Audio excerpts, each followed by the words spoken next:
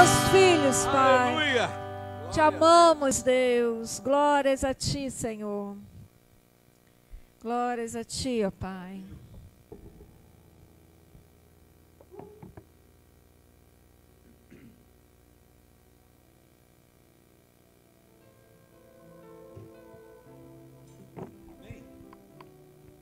Amém ou não amém? Eu estava lembrando de uma palavra e às vezes a gente vê esse monte de coisa acontecendo, né? E a gente parece que Deus nunca falou nada conosco sobre isso. Será que Ele nunca disse que ia acontecer isso? Vamos ler a palavra? Abacuque capítulo 2, versículo 4. Abacuque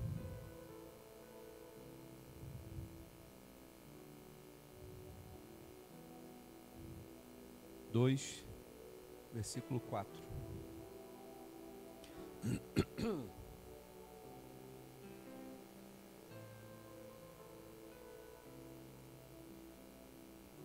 Diz assim a palavra: Eis o soberbo, sua alma não é reta nele. Repita comigo essa parte então agora, ó. Mas o justo viverá pela sua fé. Amém? Senhor, te louvamos, Pai, pela tua palavra. Te bendizemos por aquilo que tu já tem falado conosco desde a fundação do mundo. Te louvamos, Senhor, porque Tu és um Deus que nunca nos escondeu nada, sempre nos falou sobre tudo.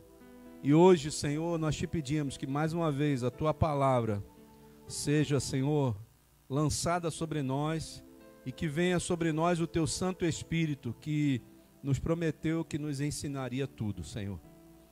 Que Tu venha, Senhor, falar através da minha boca, que Tu venha, Senhor, trazer a palavra genuína para o Teu povo nessa noite. Senhor, não seja eu que esteja falando mais, Senhor, mas que o Teu Santo Espírito venha falar através da minha vida para cada um de nós nessa noite, Pai. Nós te agradecemos por isso e oramos em nome de Jesus. Amém. Abacuque era um profeta. Se você ainda não leu esse livro, são 3 capítulos, irmãos. 3 capítulos. E se você você tiver curiosidade de ver os 3 livros de Abacuque, você vai ver a semelhança que existe com os dias atuais. Abacuque estava indignado com as coisas que estavam acontecendo em Israel, pessoas se desvirtuando, saindo da presença de Deus. Tudo acontecia e Abacuque ficava abismado com as coisas que estavam acontecendo. Vamos ler um pouquinho, só para você entender. Voltei aqui. Vamos abrir Abacuque, capítulo 1. Olha o que diz aqui, irmãos. Sentença revelada ao profeta Abacuque. Abacuque está falando com Deus, né? Está conversando com Deus. Até quando, versículo 2, até quando, Senhor, clamarei eu, e Tu não me escutarás? Gritar-te-ei violência, e não salvarás? Por que me mostras a iniquidade e me fazes ver a opressão? Pois a destruição e a violência estão diante de mim. Há contendas, há litígio, se suscita. Por esta causa, a lei se afrouxa. Olha só, irmãos. Por essa causa, a lei se afrouxa. E a justiça nunca se manifesta. Porque o perverso cerca o justo. A justiça é torcida. O juízo se manifesta torcido. É ou não é o que a gente está vendo agora? Exatamente o cenário que a gente está vendo atualmente. Os servos de Deus, os profetas de Deus que estão aqui na face da terra, estão olhando os acontecimentos da nossa era perplexos. Senhor, como é que pode? Por que tu não vem e já elimina todo mundo de uma vez? Não é assim que a gente pensa? Senhor, o Senhor não está vendo que a gente vai sofrer? O Senhor não está vendo que a gente está passando por dificuldades? Abacuque, o profeta do Senhor, ele falava com Deus dessa forma: Senhor, será que o Senhor não vai até quando? O Senhor vai permitir que eu enxergue esse tipo de coisa? Até quando o Senhor vai deixar acontecer essas coisas na minha vida? E aí, irmãos, Deus dá uma resposta para Abacuque, que Abacuque não estava pronto para ouvir. E uma coisa eu aprendo nesse texto, que muitas vezes a gente começa a questionar o agir de Deus. A primeira coisa que a gente tem que entender: todas as coisas cooperam para o bem daqueles que amam a Deus. Todas as coisas, sejam elas boas ou sejam elas ruins. Qual é a grande questão nisso tudo aí? A gente tem que aprender a conviver com as coisas ruins. Porque conviver com as coisas fáceis é fácil, né? Saber que Deus é bom é fácil, mas saber da ira de Deus é muito difícil. E quando Deus fala com Abacuque nesse momento aqui, Deus não está olhando para Abacuque, Deus está olhando para a nação de Israel. E naquele momento a nação de Israel deixou de adorar a Deus para adorar a ídolos. Deixou de colocar Deus em primeiro lugar para colocar ídolos. E o que é a idolatria para Deus? A Bíblia fala que a idolatria para Deus é como se fosse um pecado de feitiçaria. Porque quando Deus olha para alguém que tira ele do seu coração, do trono do seu coração, e coloca outra coisa qualquer, e quando eu falo ídolo, eu não estou falando só da imagem de escultura, eu estou falando de qualquer outra coisa. Qualquer outra coisa. Pense aí uma coisa que você valorize mais do que a Deus. Por mais que você diga que não tenha nada, alguma coisa existe. Se essa coisa tomar o lugar de Deus no seu coração, é uma idolatria. E Deus olha para isso como um pecado de feitiçaria. E a Bíblia diz que os feiticeiros não herdarão o reino de Deus. Você imagina um negócio desse, irmão? Você imagina, nós estamos falando do... Minha esposa agora virou tia-avó. Tia-avó do Luquinha. Tá lá, recém-nascido, 2 dias de nascido. Lindo. Esperado, amado, querido. Você imagina agora se Deus olha para aquele garotinho e fala para o pai dele e para a mãe dele, diz assim: agora você me entrega esse garoto como sacrifício vivo. Qual seria a nossa reação, irmãos? Abraão teve essa experiência com Deus, quando Deus olha para Abraão e diz assim: está vendo o teu filho? O filho que você tanto esperou, o filho da promessa, agora você vai entregar ele para mim. Talita, Léo, o filho que vocês vão ter. Você imagina se Deus fala assim: agora eu quero que esse filho, depois de nascido, vocês me entreguem. Se eu disser para Deus assim, se Deus fala para mim assim: Emanuel, eu quero a tua filha, para demonstrar o teu amor por mim. Qual é a nossa reação, irmãos? A gente, é muito fácil falar de um assunto desse, estando longe, não estando na pele, não estando naquela situação. Mas quando Deus olha para dentro de nós e enxerga outra pessoa, outra coisa, no lugar dele, Ele vai nos provar, para ver até quando ou até quanto nós realmente o amamos. Está chegando o momento, irmãos, o dia aonde nós seremos provados. Qual será a nossa reação quando Deus olhar para nós e pedir algo que nós queremos, que é nosso, aparentemente é nosso? Abacuque estava aqui conversando com Deus, e Deus olha para Abacuque e diz assim: então tá bom, já que você quer que eu conserte o problema que foi criado por vocês, eu vou permitir que o rei da Babilônia invada Israel, tome Israel, torne vocês escravos, e vocês vão aprender o que é servir ao Deus vivo. Era isso que Abacuque queria? Abacuque queria simplesmente que Deus fizesse assim, ó, matasse os inimigos dele, acabasse com os inimigos de Israel. Mas a resposta de Deus foi outra. Marcos, tem como passar aquele videozinho para nós aí? Vocês vão entender o que eu vou falar? Nesse vídeo ele vai resumir o livro, os 3 livros de Abacuque, e vai dizer exatamente o que aconteceu ali na época de Abacuque. Porque muitas vezes a gente acha que Deus não está vendo as coisas, que Deus não está observando nada, mas Ele está vendo todas as coisas, né?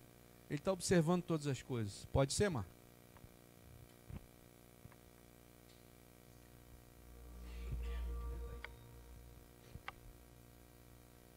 O livro do profeta Abacuque. Ele viveu durante as décadas finais do Reino do Sul de Israel, e esse foi um tempo de injustiça e idolatria. Ele viu a ameaça crescente da Babilônia no horizonte, e isso não foi boa notícia para ninguém. Mas ao contrário dos outros profetas, Abacuque não acusa Israel, e ele nem fala em nome de Deus para o povo. Pelo contrário, todas as suas palavras são dirigidas pessoalmente a Deus. E o livro fala sobre a luta pessoal de Abacuque e a sua jornada de tentar acreditar que Deus é bom quando há tanto mal e tragédia no mundo. E assim, as palavras de Abacuque são, na verdade, poemas de lamento, e são muito semelhantes aos lamentos que você encontra no livro dos Salmos. O poeta faz uma reclamação e em seguida chama a atenção de Deus para o sofrimento ou a injustiça no mundo, exigindo que ele faça alguma coisa. E saber desse lamento é realmente o segredo para entender o conceito e a mensagem desse pequeno livro. Os capítulos 1 e 2 são enquadrados como um argumento constante entre Abacuque e Deus. E o profeta apresenta 2 reclamações, às quais Deus oferece 2 respostas. A sua primeira reclamação é que a vida em Israel se tornou horrível. A Torá está sendo negligenciada, resultando em violência e injustiça, e tudo está sendo tolerado pelos líderes corruptos de Israel. E Abacuque está gritando, pedindo a Deus para Parece fazer com algum algo, lugar que você mas conhece? nada parece mudar. Mas então, de repente, Deus responde. E ele diz que está muito ciente da corrupção do seu próprio povo, Israel, e que ele está convocando os exércitos da Babilônia para trazer justiça sobre Israel. E muito semelhante à mensagem de Miqueias ou Isaías, Deus diz que ele usará esse terrível império para devorar Israel por causa da sua injustiça e maldade. Mas Abacuque não gosta dessa resposta e faz uma segunda reclamação. Ele diz que a Babilônia é ainda pior do que Israel. Eles são mais corruptos, mais violentos. Eles idolatram seu próprio poder militar e tratam humanos como animais, reunindo-os como peixes dentro de uma rede. Eles devoram nações e grupos de pessoas para construírem o seu próprio império. E assim Abacuque diz: como pode ser que você, um bom Deus santo, pode usar nações tão corruptas como seus instrumentos na história? Ele exige uma explicação. Na verdade, ele se descreve como um vigia nos muros da cidade esperando a resposta de Deus, que eventualmente chega. Deus diz a Abacuque para pegar algumas tábuas e cinzéis e anotar o que ele vê e ouve. É uma visão sobre uma época determinada do futuro, que, mesmo que pareça lenta, virá. De fato, Deus diz que a pessoa justa viverá pela fé, nessa esperança e visão. Então, o que é essa promessa divina que Abacuque deve escrever? É que Deus destruirá a Babilônia. Deus diz que a violência e a opressão das nações criam esse ciclo de vingança sem fim, e que Deus usará este ciclo para provocar a ascensão e queda das nações. E o fato de que Deus pode, por algum tempo, usar uma nação corrupta como a Babilônia não significa que ele aprove tudo o que eles fazem. Ele responsabiliza todas as nações perante a sua justiça. E assim a Babilônia cairá junto, como qualquer outra nação que agir como eles. A promessa de Deus é então elaborada por uma série de 5 poemas que descrevem os tipos de opressão e injustiça perpetrados por nações como a Babilônia. Os 2 primeiros visam práticas econômicas injustas, como a forma como as pessoas ricas cobram juros ridículos, como uma maneira de manter as pessoas pobres endividadas. E assim eles constroem sua riqueza através de meios desonestos. O terceiro é uma crítica ao trabalho escravo, tratando os seres humanos como animais e ameaçando-os com violência se não produzirem.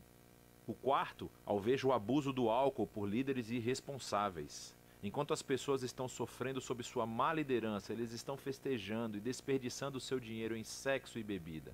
E o último expõe a idolatria, o motor que impulsiona essas nações. Eles tornaram dinheiro, poder e segurança nacional em seus deuses, oferecendo a fidelidade a todo custo. Veja que tudo começou E por assim, causa da idolatria. as pessoas se tornam escravas do seu próprio império nacional. Agora, as tais práticas descritas aqui não são exclusivas da Babilônia, mas isso faz parte do objetivo. Dada a condição humana, a maioria das nações acaba se tornando a Babilônia. E é assim que a resposta de Deus a Abacuque nesse livro se torna a resposta de Deus para todas as gerações futuras, para qualquer pessoa que viva em um mundo governado por outras Babilônias. Mas ele deixa uma pergunta pendente. Será que Deus vai deixar este ciclo, a ascensão e queda dos impérios babilônicos, continuar para sempre? E é sobre essa pergunta que se trata o capítulo 3. Nós aprendemos que esta é uma oração de Abacuque. E começa com Abacuque implorando a Deus que haja agora no presente, como fez no passado, para derrubar as nações corruptas. E o que segue é um poema muito antigo. O primeiro descreve uma aparência poderosa e aterrorizante de Deus. É muito semelhante aos poemas de abertura de Miqueias e Naum, e semelhante à aparência de Deus no Monte Sinai no livro do Êxodo. A nuvem, fogo e terremoto. Quando o Criador aparecer para confrontar o mal humano, todos estarão prestando atenção. Abacuque descreve essa futura derrota do mal como um futuro êxodo. Então, assim como Deus veio como um guerreiro e dividiu o mar em sua batalha contra Faraó, Abacuque diz que Deus trará mais uma vez o seu julgamento sobre o chefe dos maus. Então, o Faraó, como a Babilônia, tornou-se aqui um arquétipo de nações humanas violentas. Mas ao mesmo tempo, nos é dito que quando Deus confrontar o mal, ele salvará o seu povo e o seu ungido. É uma referência ao rei da linhagem de Davi. E assim, nesse poema, a história do êxodo do passado tornou-se uma imagem do futuro êxodo que Deus realizará. Ele mais uma vez derrotará o mal e derrubará os faraós e as babilônias desse mundo. Ele trará justiça a todas as pessoas e resgatará os oprimidos e os inocentes. E é essa esperança que permite que Abacuque conclua o livro com louvor. Mesmo que o mundo esteja se desmoronando, com falta de comida, ou seca, ou guerra, ou o que for, ele escolherá a confiança e a alegria nas promessas da aliança de Deus. E assim Abacuque, no final desse livro, torna-se um exemplo brilhante de como os justos vivem pela fé. Abacuque reconhece o quão escuro e caótico o mundo e nossas vidas podem se tornar, e nos convida a uma jornada de fé, confiando que Deus ama este mundo mais do que nós amamos, e um dia ele eliminará o seu mal. E é disso que trata o livro de Abacuque. Pode acender aí, Marta. Você entende que nós estamos vivendo uma época dessa? Então ele fala de 2 tipos de êxodo, né? Um êxodo que houve quando o povo estava no Egito e foi para o deserto. E agora ele diz que vai haver um outro êxodo. Qual é o outro êxodo, irmãos? Pode botar o fundo de novo aí, Marcos. Existe uma promessa de que Jesus irá buscar a sua igreja. Então a grande questão é: Abacuque nunca perdeu sua fé. Apesar de viver em meio a um monte de questões difíceis, apesar de viver sendo um profeta de Deus naquele lugar, e muitas vezes as pessoas não o ouviam, parecia que ele pregava no meio do deserto. Você às vezes não se sente assim? Parece que a gente está pregando para o deserto e ninguém nos ouve. Parece, só parece. A palavra de Deus diz que quando ela é lançada, ela jamais volta vazia. Jamais.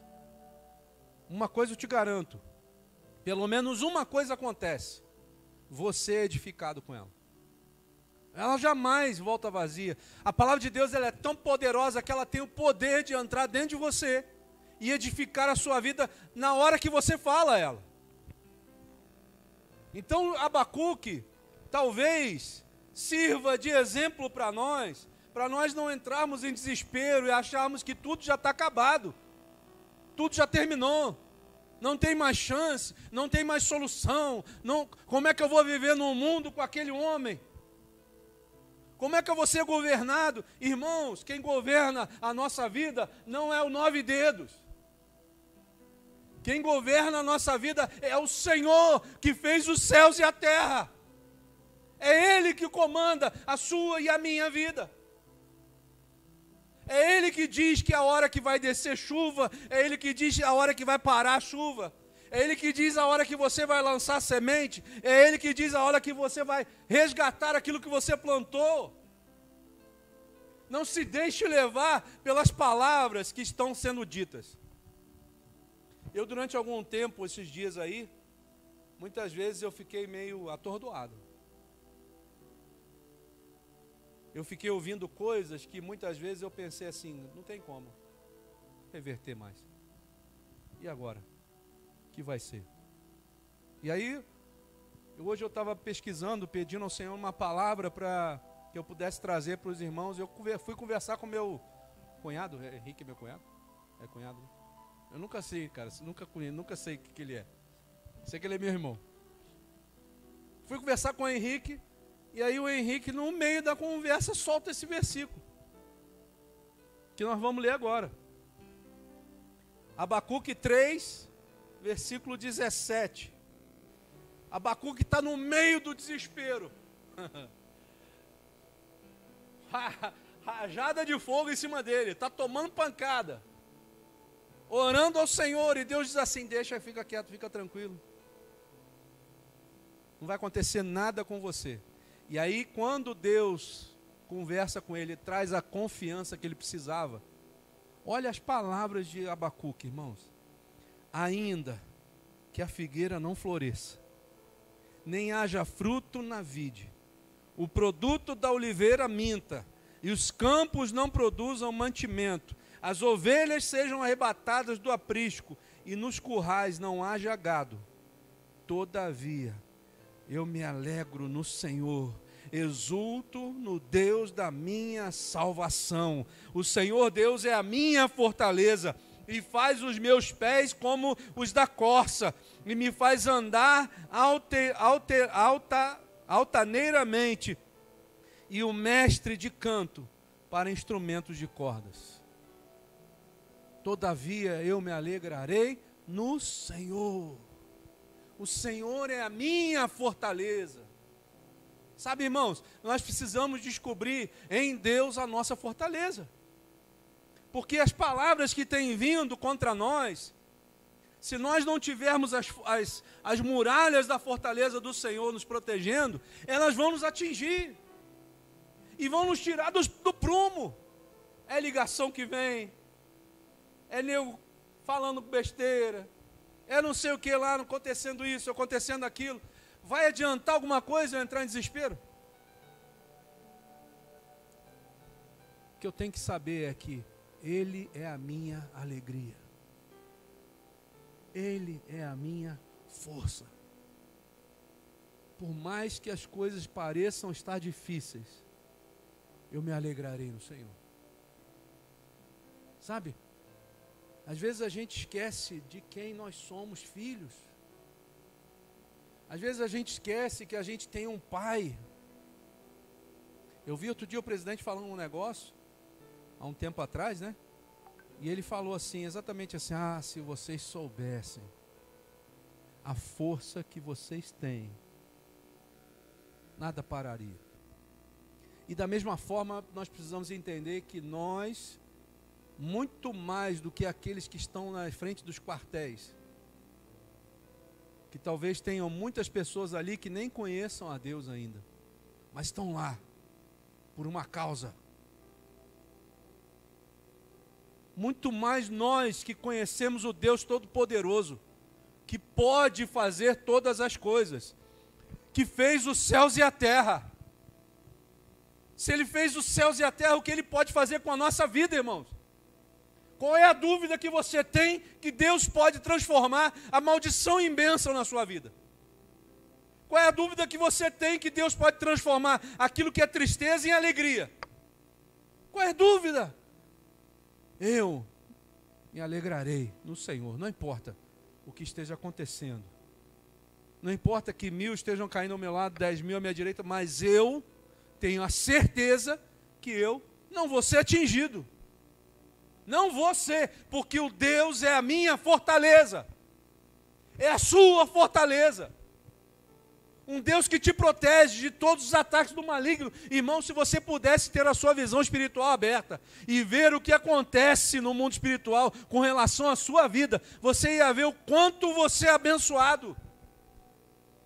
E nós não ficaríamos mais frustrados, nem tristes com aquilo que está acontecendo conosco. Você imagina que vida devia ser a que Abacuque vivia? Ninguém o ouvia. Ninguém.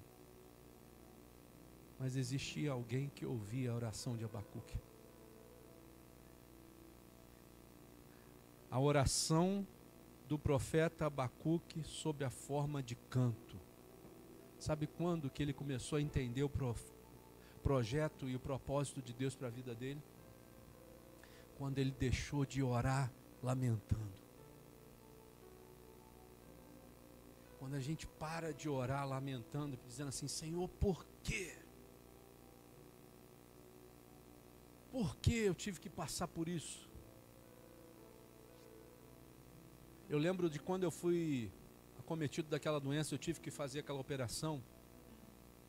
Quando eu acabei de operar e fui para o quarto, minha mãe diz que a frase que eu dizia para ela era assim, por que fizeram isso comigo? Inconscientemente, eu não estava acordado ainda. Inconscientemente eu perguntava para ela, por que fizeram isso? Porque eu não lembro disso, de eu fazendo essa pergunta. Por que fizeram isso comigo? Mas existia um propósito, irmão. Sabe qual era o propósito? Que eu estivesse aqui hoje pregando para você. Porque naquele dia, isso eu lembro, lá dentro da sala de cirurgia, deitado, amarrado, podendo perder a minha vida ali, eu olho para Deus e digo para Ele assim, Senhor, se Tu me tirar dessa, eu vou pregar o Teu Evangelho para o resto da minha vida. Sabe por que Ele fez passar por aquilo?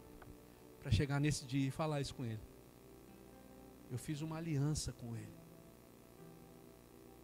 Deus não despreza as alianças que nós fazemos com Ele. Mas Deus também reage quando nós fazemos aliança com outro. Nós precisamos entender que tudo aquilo que nós fazemos gera algo no mundo espiritual. Gera no mundo físico, mas principalmente no mundo espiritual. E também aquilo que nós não fazemos. Porque muitas vezes nós dizemos que somos de Deus, que fazemos a vontade dEle, que somos discípulos dEle, né? Terça-feira nós falamos sobre isso. Terça-feira não, domingo. Nós falamos sobre isso. Imagine agora o olhar de Jesus para nós. Você consegue imaginar? Você consegue parar e perceber o olhar de Jesus para você? Eu estou aqui conversando contigo, eu já estou lá, olhando para Ele. E assim, a grande questão é qual vai ser o olhar de Jesus para você. Como que Ele vai te olhar, né? Pedro havia feito tudo que Jesus havia já dito para ele que ele ia fazer. Isso é algo que às vezes traz um temor, porque ele conhece quem é a sua vida. Ele conhece o que você vai fazer daqui a pouquinho. Isso é bom ou é ruim, né? Não importa se você vai estar perto do pastor, se você não vai estar perto do pastor, se vai ter alguém vigiando você. Ele sabe todos os seus passos. Imagina um negócio desse. Porque Ele está te olhando. E vai chegar uma hora que o seu olhar vai cruzar com o dele.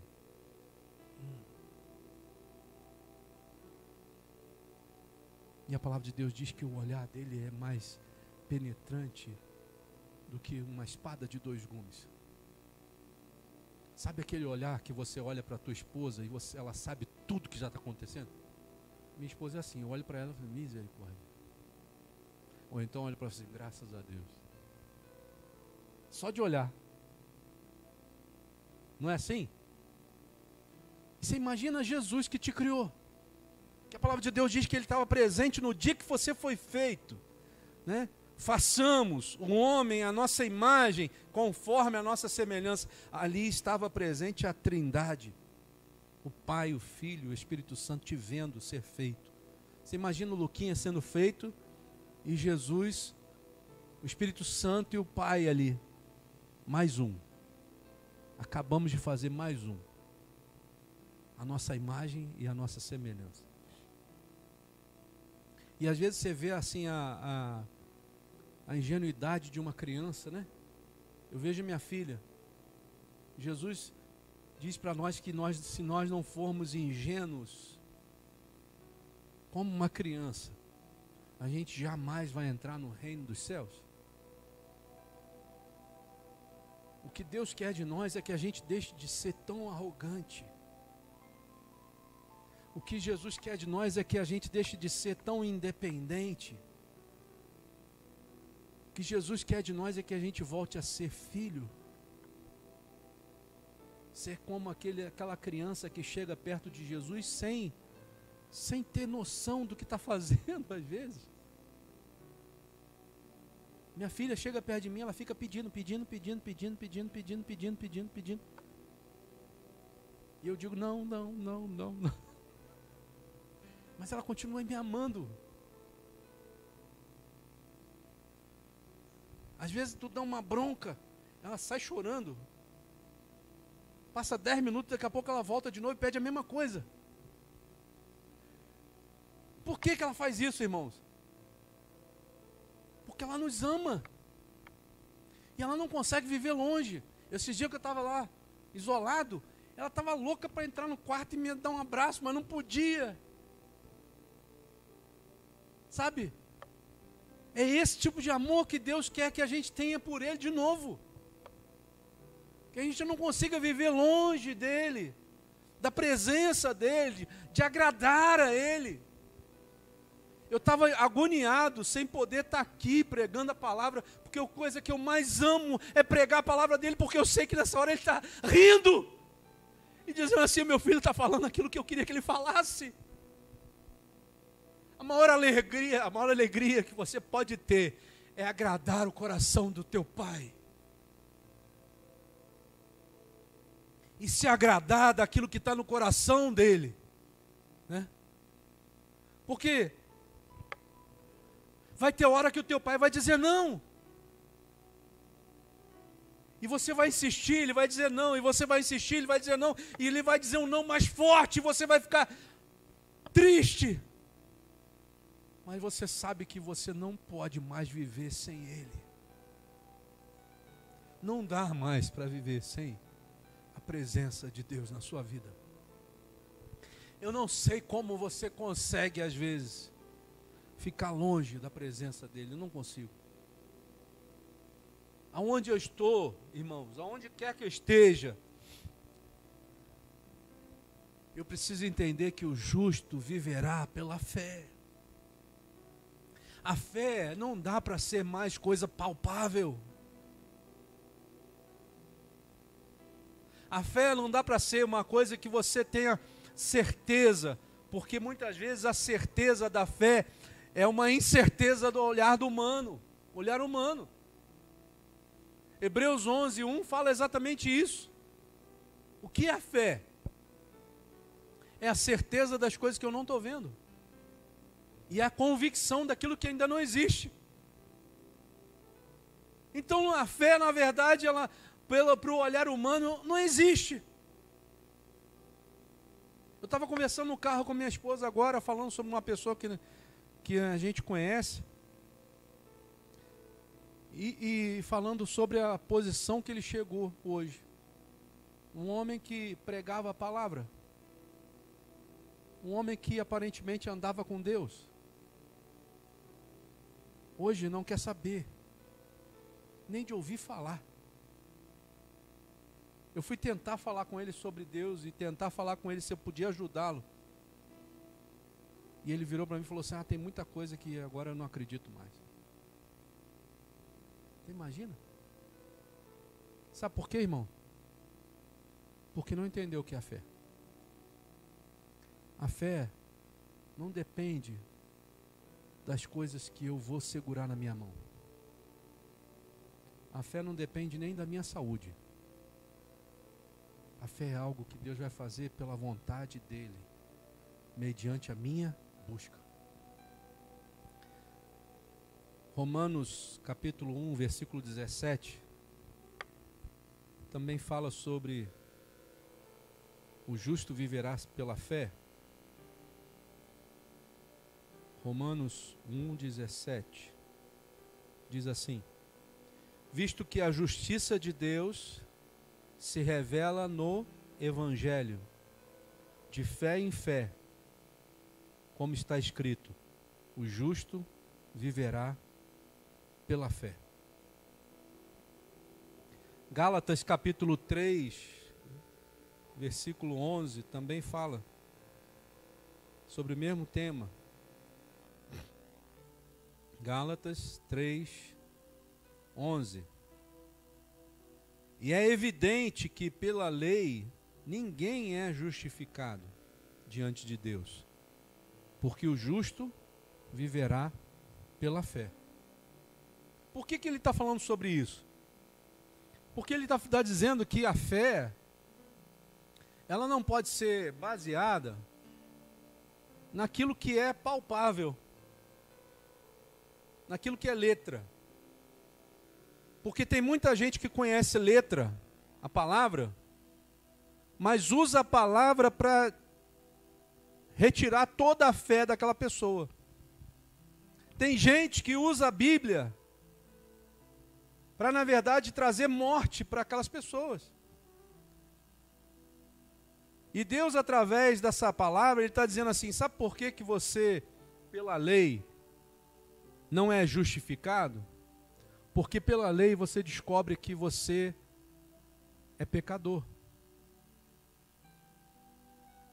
E a lei não te traz redenção. A lei te aponta ao pecado. A única maneira de você ser justificado pela fé é quando você realmente entende quem é Jesus na sua vida. Vamos abrir? Romanos capítulo 5, versículo 1. Então quem é justo? Quem é justificado? Romanos capítulo 5, versículo 1, ele vai dizer: justificados, pois, mediante a fé, temos paz com Deus, por meio de nosso Senhor Jesus Cristo. Ele está dizendo que antes nós estávamos em guerra com Deus, né? Nós tiramos o trono que era para ser de Deus e demos a outra pessoa.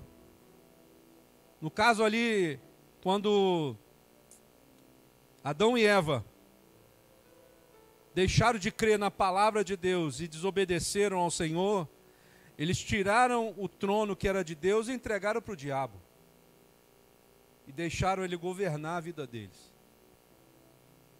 Mas quando nós entendemos que só existe uma forma de sermos justificados, e essa forma é através da nossa fé em Jesus, nós então quebramos toda a armadilha do diabo, todo o poderio de Satanás, todo o reinado de Satanás nas nossas vidas, e restauramos então o poder de Deus em nós. Quando nós entregamos a nossa vida para Jesus e começamos a andar como Ele andou. Porém, existe algo, irmãos, que eu preciso entender, que eu não sou justificado pela minha força, eu não sou justificado porque eu venho à igreja, eu não sou justificado porque eu faço coisas para a igreja, eu sou justificado pelo sacrifício vivo, santo e agradável que Jesus fez por mim. Vir à igreja, fazer algo para Deus na igreja, andar na igreja, é só um meio que eu tenho de demonstrar minha gratidão a Ele, por Ele ter me retirado do reino das trevas e ter me transportado para o reino do Filho do seu amor, mediante a fé que eu tive nele. Mas essa fé, ela pode ser testada, como foi em Abacuque. A pergunta é, por quanto tempo a minha fé que eu tenho hoje pode ser testada? Quanto eu não aguento de teste? Qual é o tamanho da prova que eu vou aguentar? Eu vi um filme uma vez do Rocky Balboa, acho que é o último filme, que ele fala uma frase para o filho dele que é muito legal. Ele olha para o filho dele e começa a discutir com o filho dele, não sei o que, e ele vira para o filho e fala assim, não importa o quanto você apanhe, não importa o quanto de soco você leve, o que importa mesmo é o quanto você vai aguentar apanhar.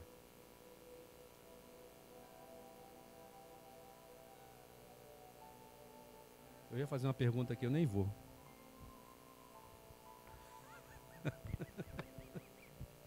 Você entende que no reino de Deus é assim, e agora está ficando mais intenso isso? Porque agora vai começar a ser dividido quem é trigo e quem é joio. Ah, mas pastor, ainda não está na época do fim. Abre lá, Marcos, 2 Tessalonicenses, capítulo 2. Vamos ver se tu não está na época do fim. Presta atenção. O que você mais anseia? O que nós ansiamos? O que nós ansiamos, irmãos? Hã? O que nós mais ansiamos? Pode? Hã? A vinda de Jesus, não é isso?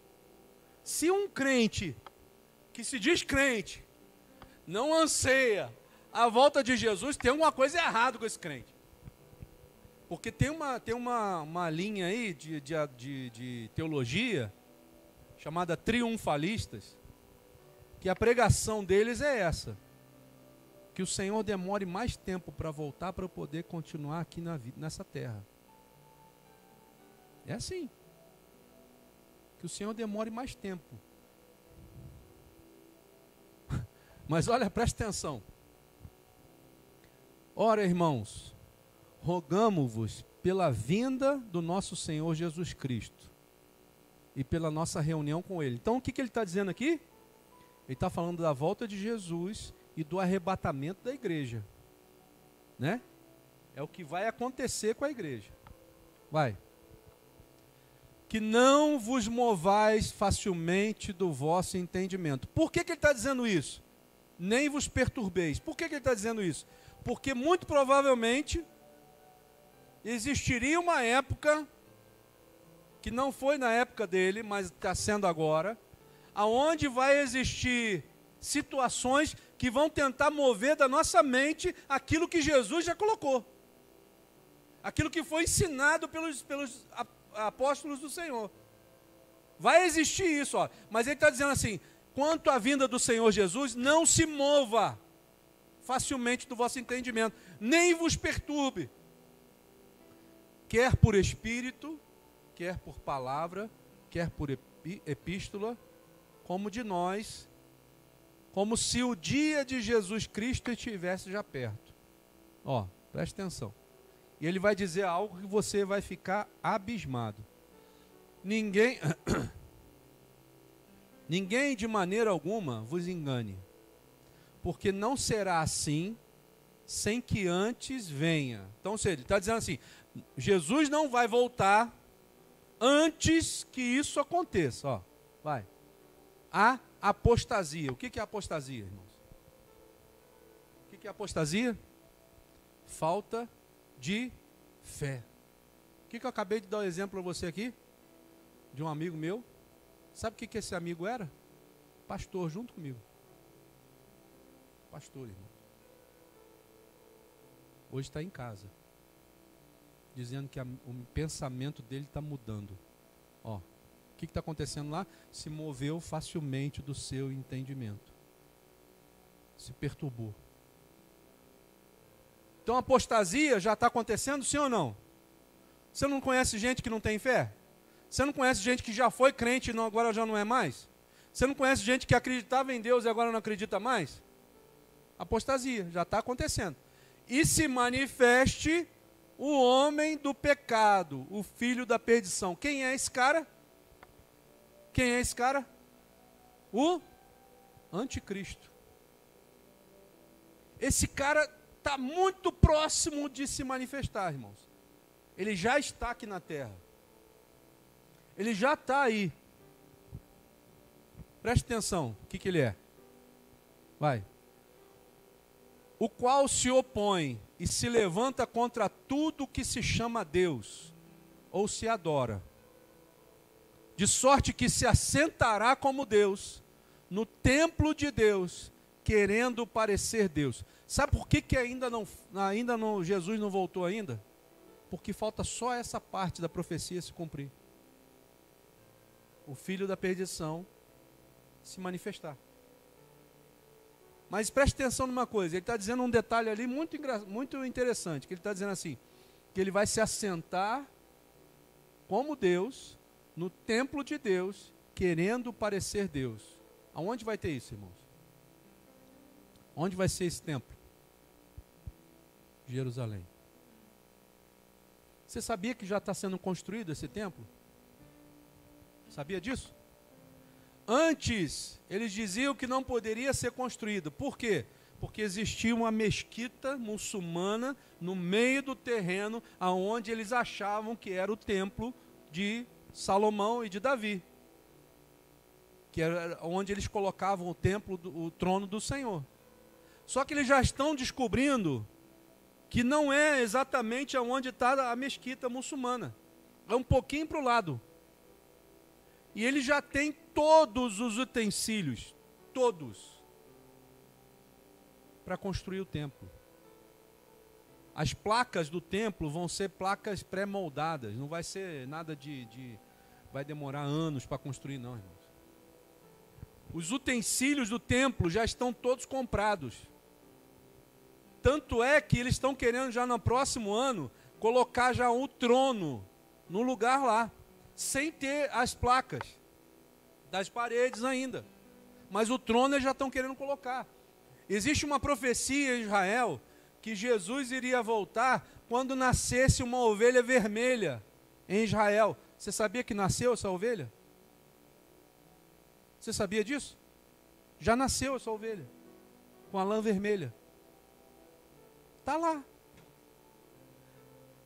Isso está muito próximo de acontecer. Muito próximo de acontecer. Jesus está voltando, irmãos.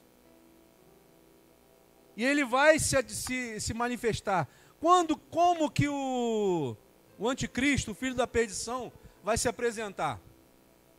Ele vai se mostrar como o salvador da pátria. Ele vai se mostrar como aquele que vai solucionar os problemas que estão acontecendo na humanidade. Sabe por que a humanidade está virando um caos? Porque ele está proporcionando isso. É a ação do anticristo. E o anticristo não é só uma pessoa, irmãos. É um sistema. Nova ordem mundial. É o que está acontecendo. Às vezes a gente fica tão perturbado, né? Não, por que esse camarada ganhou? Por que aconteceu isso? Por que aconteceu aquilo? Só que a gente precisa entender que essas coisas têm que acontecer para que o filho da perdição se apresente e para que Jesus venha buscar a sua igreja. Tem que acontecer, irmãos. Bota para frente aí, Marcos. Olha o que diz: não vos lembrais do que estas coisas vos dizia quando ainda estava convosco? Jesus disse isso aos seus discípulos e está falando para nós de novo. Essas coisas têm que acontecer. Mas a palavra de Deus diz que Ele abreviaria o tempo para que os seus não sofressem tanto. Você lembra que há um pouquinho tempo atrás era janeiro? Nós já estamos em novembro, metade de novembro. Daqui a pouco é Natal de novo. O tempo está andando muito rápido, irmãos. Já descobriram que a Terra está girando mais rápido para poder diminuir. Parece que tem as mesmas horas, mas não tem. Você já reparou, você acorda, daqui a pouco está de noite? Você nem vê o tempo passar. Eu vou deixar para fazer isso amanhã. Quando você vê, não tem mais tempo para fazer. Jesus está voltando. Passa aí, Marcos. E agora, vós sabeis o que o detém, para que a seu próprio tempo seja manifestado. Porque já o mistério da injustiça opera. Não é isso que está acontecendo? O mistério da injustiça já está operando. Vai. Somente há um que agora o retém, até que do meio seja tirado. Vai. E então será revelado o iníquo, a quem o Senhor desfará pelo espírito da sua boca. Sabe o que você tem que ter em mente? É isso aqui, ó. O espírito do Senhor vai desfazer o iníquo. Sabe o que é o iníquo para Deus? É nada. Ele vai desfazer o iníquo com um sopro. Pronto, acabou. Para nós é muita coisa. Para nós parece ser uma coisa enorme. Mas para Deus não, irmãos. A sua dificuldade para Deus é assim, ó. Por um pouco mais de tempo só. Mas de repente vai fazer assim, ó. Acabou. E aí com um abrir e fechar de olhos, eu e você estaremos nas nuvens com o Senhor. Mas eu preciso entender que essas coisas que estão acontecendo não são para me trazer tristeza, mas para me trazer alegria, porque a palavra de Deus está se cumprindo. Você está sendo testemunha viva daquilo que você aprendeu há muito tempo atrás. Eu, por exemplo, aprendi isso quando eu era pequenininho, na escola bíblica dominical, que Deus ia vencer o diabo. Mas eu não sabia quando. Daqui a pouco isso vai acontecer diante dos nossos olhos, irmãos. O diabo vai ser derrotado diante dos nossos olhos. Nós vamos ver isso acontecer. É só por mais um pouco de tempo. Só por um pouco breve tempo. E as coisas vão se reverter em nome de Jesus. E nós estaremos com Ele na glória. Enquanto isso, fique firme. Não esmoreça a sua fé. Não deixe que as palavras desse mundo tirem a fé que Deus colocou no seu coração.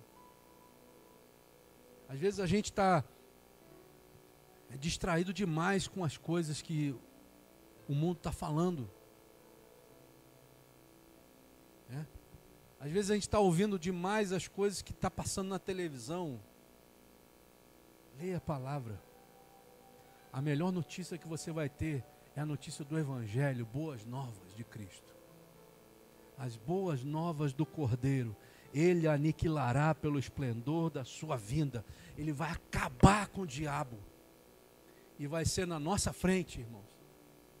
Nós vamos estar com Ele na glória, vamos assistindo Ele acabar com o nosso inimigo.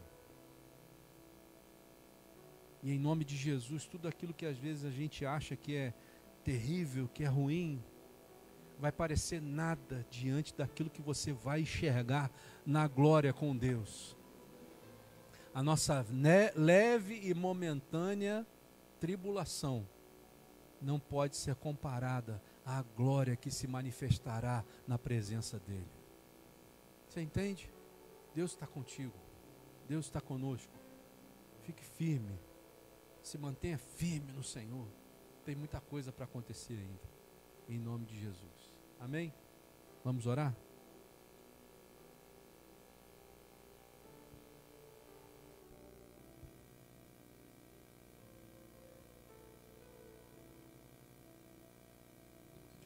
Senhor, nós chegamos diante da Tua presença, mais uma vez, Pai.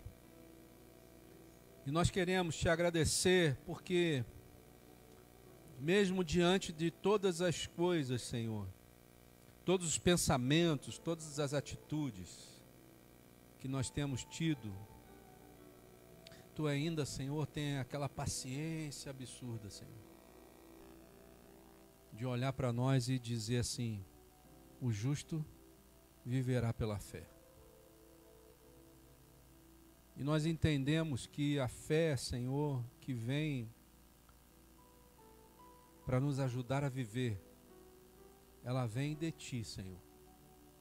Ela não pode vir dos homens, ela não pode vir da nossa segurança, ela não pode vir do nosso dinheiro, ela não pode vir da nossa casa, ela não pode vir da nossa saúde, mas ela com certeza vem das Tuas mãos, Senhor. E a Tua palavra diz, Senhor, que a nossa fé, ela vem pelo ouvir, e o ouvir pela palavra de Deus. Nós hoje escutamos a Tua palavra, ouvimos a Tua palavra, ouvimos o próprio Jesus aqui nesse lugar. E Te louvamos, Senhor, porque Tu és um Deus que cumpre as Suas promessas. E mais uma vez Tu tem cumprido a Tua promessa nas nossas vidas e tem gerado fé no nosso coração. Tem nos ajudado, Senhor, a entender que nada suplanta o Teu amor por nós. Nada ultrapassa, Senhor, Deus amado, as barreiras que Tu colocas. Nada ultrapassa os limites que Tu estabeleces, Senhor. Te louvamos por isso, porque quem tem o poder das nossas vidas, Senhor, é a Tua mão. E o diabo não pode ultrapassar os limites que Tu coloca. Por isso, Senhor, Te louvamos nessa noite. Por isso Te bendizemos, Te adoramos na beleza da Tua santidade. Te adoramos, Senhor, porque só Tu és Deus. Só Tu és o Senhor das nossas vidas, Senhor. E chegamos na Tua presença para Te agradecer, porque, Senhor, Tu tens exercido misericórdia sobre nós. Senhor, mas nessa noite ainda Te pedimos que Tu venha, Senhor, olhar para cada um de nós, como Tu sempre olha, com um olhar de misericórdia. Senhor, olha para a nossa pequenez. Olha como Tu olhou para os Teus discípulos um dia, quando eles disseram: Senhor, acrescenta-nos fé. Então, Senhor, que nessa noite Tu venha de forma sobrenatural acrescentar fé a cada um de nós aqui, Senhor. Senhor, mesmo que a nossa fé esteja quase zerada, nós sabemos, Senhor, que Tu és poderoso para fazer infinitamente mais tudo aquilo que nós pedimos ou pensamos. Enche, Senhor, o reservatório da nossa fé e coloca, Senhor, um reservatório reserva para que nós possamos enfrentar as lutas do dia a dia, para que nós possamos encarar, Senhor, as lutas que são colocadas diante de nós com a certeza e a convicção gerada pela fé que foi dada por Ti, Senhor. Senhor, tira o nosso olhar desse mundo, Senhor. Tira, Senhor, o nosso olhar humano, Senhor, terreno, falível, e acrescenta-nos a fé necessária, Senhor, para poder identificar um dia, Senhor, que Tu vais chamar a Tua igreja, a Tua noiva. Senhor, tira o tampão dos nossos ouvidos, para que nós possamos ouvir, Senhor, as trombetas tocarem, Senhor. O que nós queremos, Senhor, é ouvir o som das trombetas, Senhor. E conseguir enxergar, Senhor, o Teu Filho Jesus vindo nos ares para buscar a Tua igreja. Nós não queremos olhar para o diabo nem para aquilo que ele vai fazer, Senhor. Mas nós entendemos que Tu deixou essa informação para que nós pudéssemos crer em Ti e saber que Tu és poderoso para destruir o diabo somente com um sopro. Senhor, gera essa fé em nós, que nada nem ninguém poderá nos afastar do amor de Deus.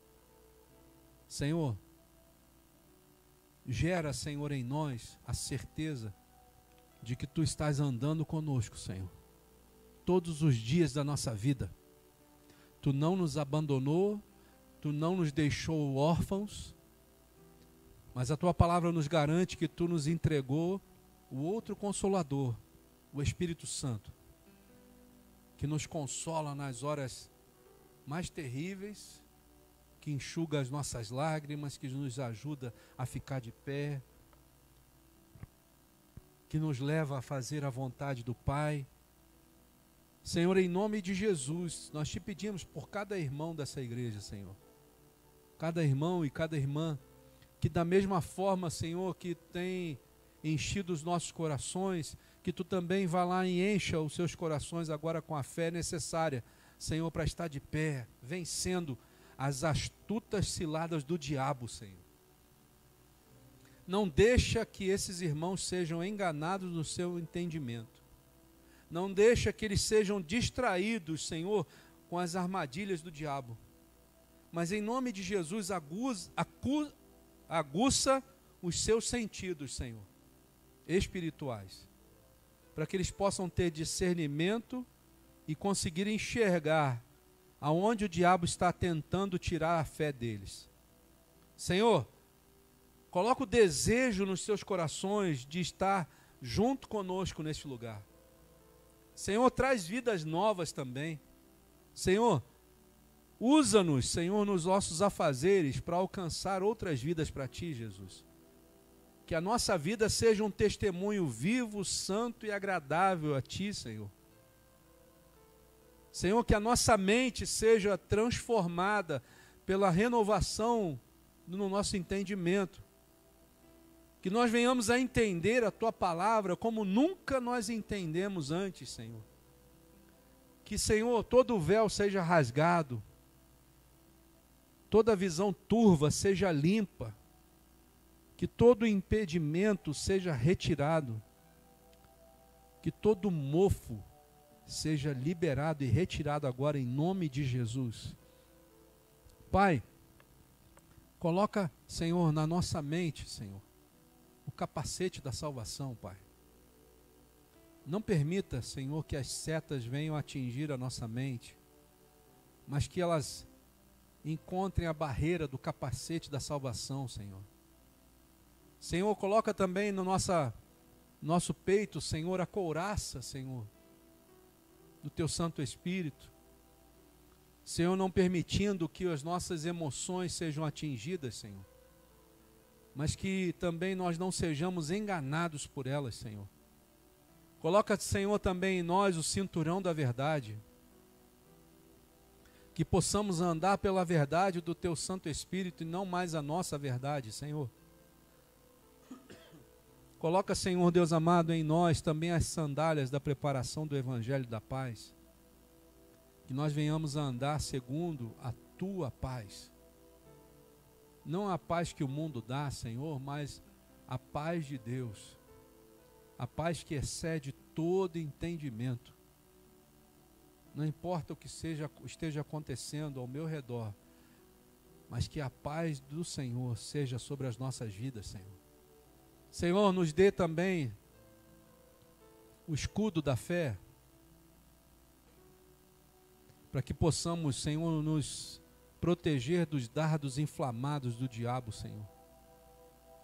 Nos ensina a manejar esse escudo, Senhor, de forma que venhamos a nos proteger de forma eficaz e eficiente, Pai. Também, Senhor, nos ensina a usar a espada, que é a Tua palavra. Senhor, que venhamos a manejar com destreza, Senhor, a Tua palavra, Senhor. Que venhamos a conhecer a Tua palavra de verdade. Que venhamos conhecer a Jesus como Ele realmente é. Não como o mundo tenta colocar para nós como Jesus é, Senhor. Que possamos Te enxergar, Senhor, e olhar diretamente para os Teus olhos. Senhor, olha para nós agora, Senhor. Senhor, olha para dentro de nós agora, Senhor. E, Senhor, vê aonde nós precisamos ser consertados, Senhor. Vê dentro de nós, na nossa mente, no nosso coração, dentro do nosso corpo, do nosso espírito, da nossa alma, aonde nós precisamos ser tocados pela Tua mão poderosa, Senhor. Vem com a Tua espada, Senhor, de 2 gumes, e entra e penetra, Senhor, até a divisão da alma e do espírito, e das juntas e medulas. E, Senhor, vai vasculhando tudo que existe dentro de nós. E nos torna, Senhor, pessoas confiáveis a Ti, Senhor. Pessoas que não falham.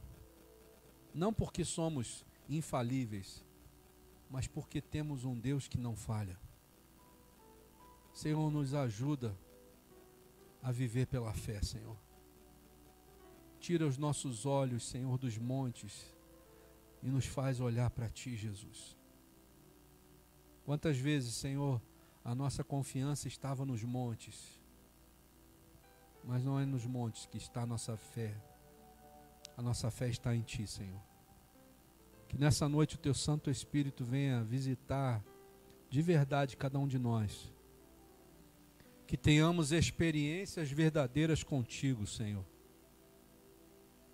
Que sejamos, Senhor, pessoas que Tu tens prazer de conversar, Pai. Senhor, se torne o nosso amigo de verdade, Senhor. E, Senhor, revela para cada um de nós os Teus segredos, Pai. Abençoa a Tua igreja, abençoa os irmãos que estão aqui conosco nessa noite, abençoa aqueles que não puderam vir, abençoa aqueles que ainda nem conhecemos, Senhor, e que eles possam, Senhor, um dia ter o desejo de estar aqui conosco, para servir a um Deus verdadeiro que Tu és, Senhor.